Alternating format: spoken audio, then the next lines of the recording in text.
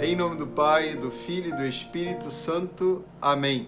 Louvado seja o nosso Senhor Jesus Cristo, para sempre seja louvado.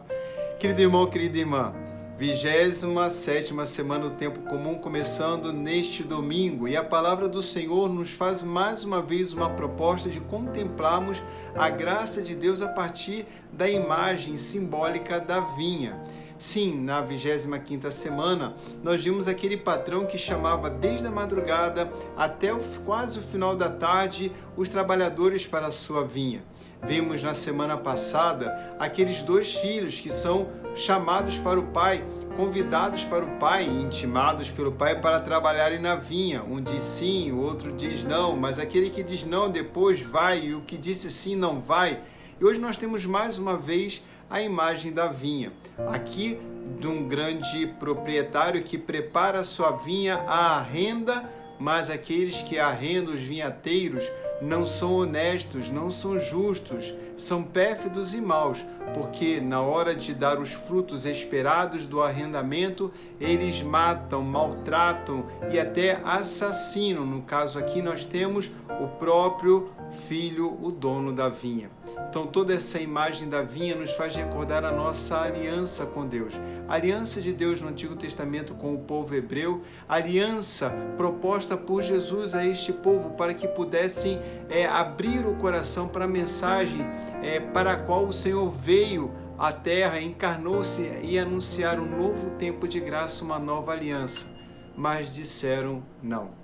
Dentro dessa grande negativa ao convite de Deus, nós temos na primeira leitura retirado do cântico do profeta Isaías, no capítulo 5, a ideia de um cântico de uma vinha que foi plantada numa fértil encosta. Entretanto, ao invés de dar frutos saborosos e vigorosos, esta vinha deu uvas selvagens, uvas azedas, uvas amargas. E aqui o Senhor nos coloca o que eu deveria ter feito, o que mais poderia ter feito. Então a casa de Israel, o povo de Judá, foi julgado pelos seus frutos, devendo ser frutos de justiça e bondade. Então o povo dá a Deus, na aliança feita com ele, não frutos de bondade e de justiça, mas de injustiça e iniquidade, impiedade.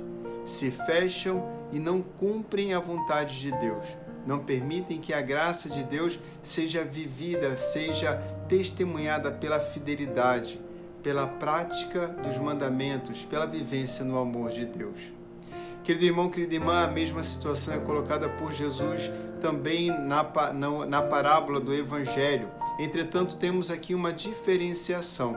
Enquanto que a vinha era considerada como o povo de Deus que dá uvas selvagens, aqui o Senhor faz uma distinção entre a vinha e os vinhateiros. Então, a vinha é boa. E aqui a vinha já representa o próprio Senhor.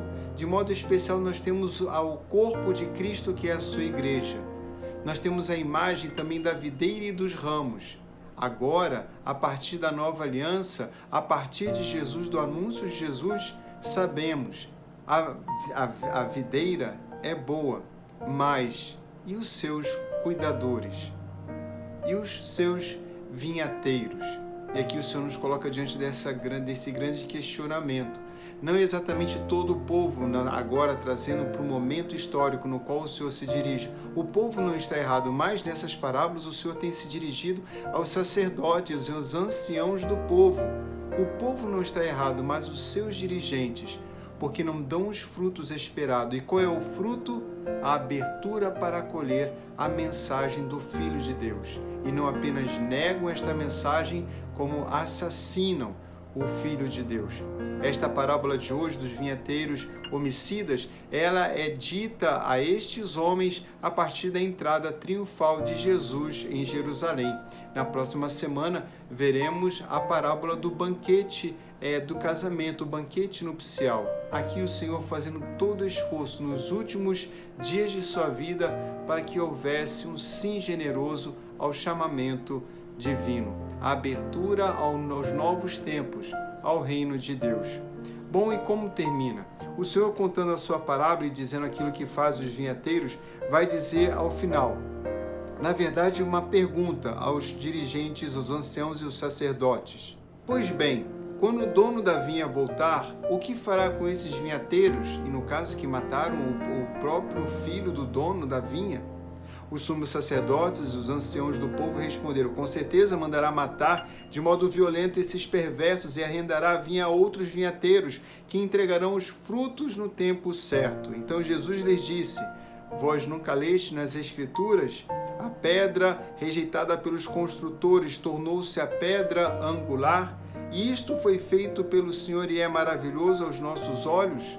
Por isso eu vos digo, o reino de Deus vos será tirado e entregue a um povo que produzirá fruto.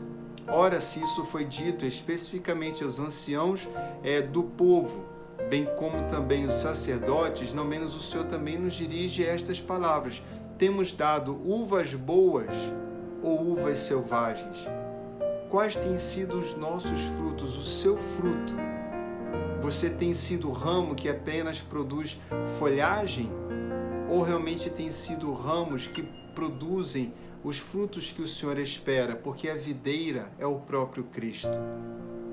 Estamos ou não estamos fazendo em nossas vidas a vontade do Senhor?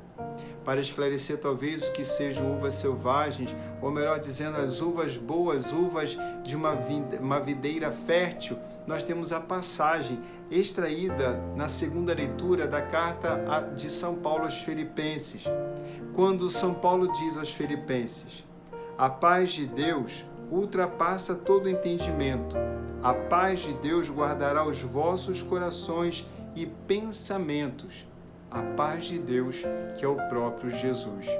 Portanto, darmos a Deus os frutos certos e devidos, é termos o nosso coração em paz. Sim, a paz de Deus, que é o próprio Deus, tanto os nossos pensamentos e corações. Isso nos leva a nos ocupar com aquilo que é certo, nos ocupar com aquilo que é bom. E vai dizer São Paulo, ocupai-vos, irmãos, com tudo que é verdadeiro, não correndo atrás de falsidades, ideologias e mentiras, de uma vida de falsidade, uma vida de aparência. Diz São Paulo, aquilo que é verdadeiro, respeitável, justo, puro, amável, honroso, tudo isso, tudo que mereça louvor, reconhecimento da presença e da graça de Deus, daquilo que revela um coração que diz, sim, Senhor, conforme a tua vontade. Querido irmão, querida irmã, este é o momento da graça de Deus. Este é o momento de dizermos sim a Deus. Nós vimos que nestas 3 parábolas falando sobre a vinha, e devemos recordar que a vinha é um grande símbolo do amor de Deus. E como nós temos vivido o amor de Deus? Quais têm sido as ressonâncias, os ecos do amor de Deus em nossas vidas? Devemos recordar que estamos na finalização do nosso ano litúrgico, de tantas palavras que o Senhor nos apresentou. Qual é a nossa resposta? Bom, uma pequena síntese, a primeira parábola sobre a vinha terminava dizendo, por acaso não tenho direito de fazer o que quero com aquilo que me pertence? Ou estão com inveja porque eu estou sendo bom?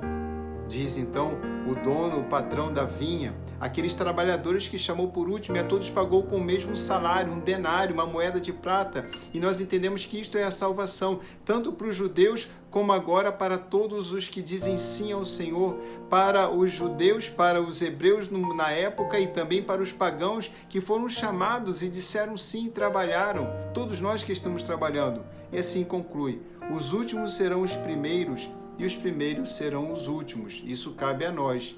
Nós temos talvez algum tempo já de conversão, mas pode ser que pessoas com menos tempo de conversão estejam com o coração mais de acordo com a vontade de Deus do que o nosso próprio coração. Bom, na 26ª semana do tempo comum, no início desta semana, o Evangelho terminava assim. Os sumos sacerdotes e os anciãos do povo responderam, então, sobre os 2 filhos, que o primeiro que havia dito que não queria, mas foi a vinha, e o segundo que disse, sim, vou, mas não foi. Qual dos dois fez a vontade do Pai? Então os sumos sacerdotes respondem: o primeiro. E o Senhor diz: em verdade vos digo, os cobradores de impostos e as prostitutas vos precedem no reino de Deus. Ou seja, aqueles que publicamente, como o filho que diz não na frente de todos, isso era uma grande vergonha para os judeus então na época, dizem não ao Senhor num comportamento inadequado, prostitutas e cobradores de impostos, mas têm mais condições de perceber o erro e então se arrepender e fazer da vontade do Pai a sua vontade, ouvindo então João Batista, como diz Jesus no momento, mudar de vida, ouvindo hoje o Evangelho do Senhor, continuamente apresentar uma vida de conversão, enquanto que aqueles que na aparência parecem bons filhos, estes não fazem a vontade do Pai. Então assim conclui o Senhor: os cobradores de impostos e as prostitutas vos precedem no reino de Deus. E hoje, no Evangelho de hoje, nós temos esta finalização: o reino de Deus vos será tirado e será entregue a um povo que produzirá frutos. Hoje nós somos este povo. A pergunta do Senhor é: e os nossos frutos? De modo ainda mais específico, e o seu fruto? Devemos recordar que algumas igrejas, como por exemplo, no início do cristianismo, no norte da África, ou mesmo na Ásia, eram igrejas florescentes, mas terminaram, morreram, foram cortadas. Queridos irmãos, seja de modo individual, seja em grupos, o Senhor deseja que todos nós demos a Ele, então, frutos bons e no tempo certo. E hoje é o tempo de darmos os frutos que o Senhor espera.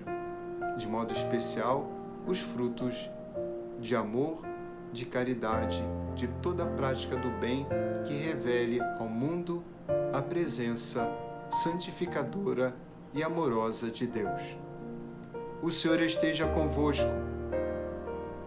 Abençoe-vos o Deus Todo-Poderoso, Pai, Filho e Espírito Santo. Amém. A vinha do Senhor é a casa de Israel.